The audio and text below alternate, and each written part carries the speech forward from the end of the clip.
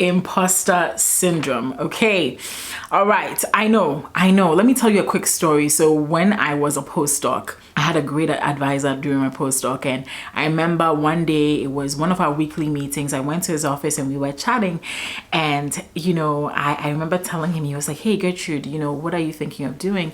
And I was like, to be honest, I thought I wanted to stay in research, but I don't want to anymore because I feel like I don't belong. And that was me expressing my imposter syndrome, right? And I remember he looked at me with a shocked face and he said, "What are you talking about?"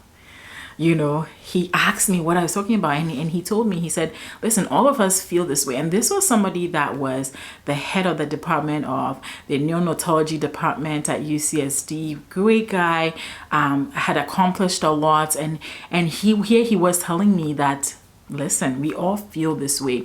And so that really taught me an important lesson about imposter syndrome. And one of the things I want to share about beating imposter syndrome is the fact that you need to realize that everybody starts at zero, and probably everybody feels the way you do, right? A lot of people are sometimes unsure of what they're doing, but they do it anyway. They have confidence in what they're doing and they share what they're doing. If they make mistakes, okay, that's great. They'll move on, right? So everybody starts at zero and everybody makes mistakes.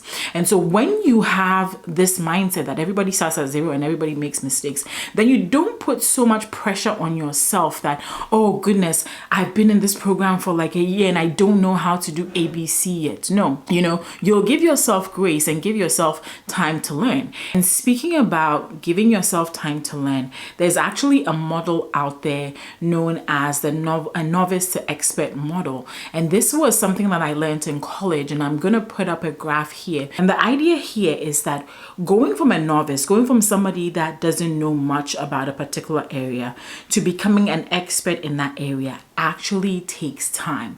It takes time. Over time, you build the skill.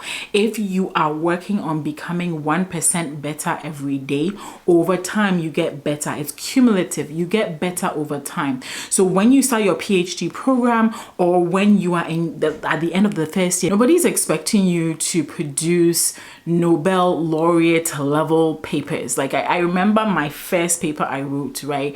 And I go back sometimes, actually behind me here on the shelf, there are a few of my of the things I wrote back in graduate school, and I look at some of them and I'm like, wow, I was such a greenhorn. I didn't know much, right? But my advisor was there to guide me, and a good advisor will be there to guide you on how to get better, on how to improve, how to keep on moving, so that over time you build the skill and you just become better. And so instead of worrying so much about the things you don't know, and oh my goodness, I wish somebody had told me this in graduate school, it would have been so much more easier for me. Instead of worrying about the things you don't know, figure out how you can become just 1% better every day.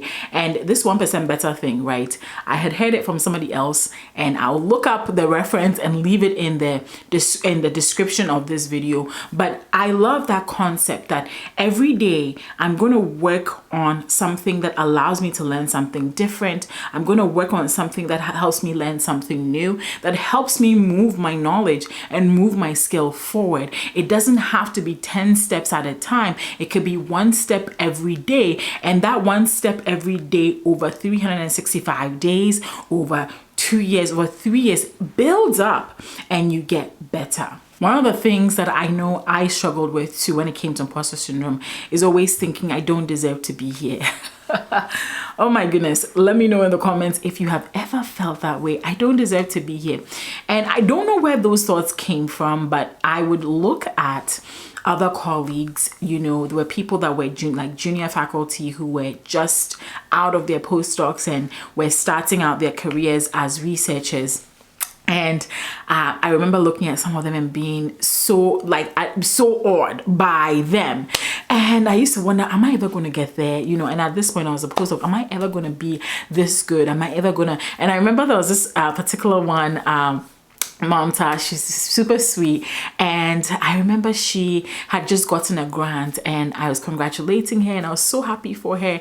And I remember this season, there was this season of my postdoc life where I went to chat with her and I was talking to her about how I was unsure if I wanted to stay in academia, and she said, girl, same.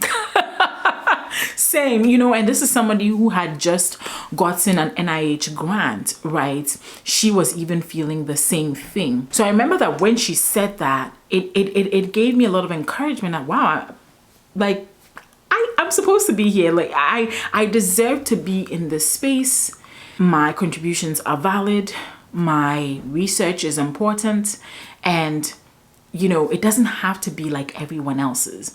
And by employing these things that I've shared with you in this video, I have been able to beat imposter syndrome a lot. Now, does it still come up from time to time? You betcha. Okay, definitely comes up from time to time, but I always remind myself, everybody is still learning. Everybody starts at zero. Everybody makes mistakes. It takes time to build skill, and I deserve to be here. So I'm gonna take up space and be here.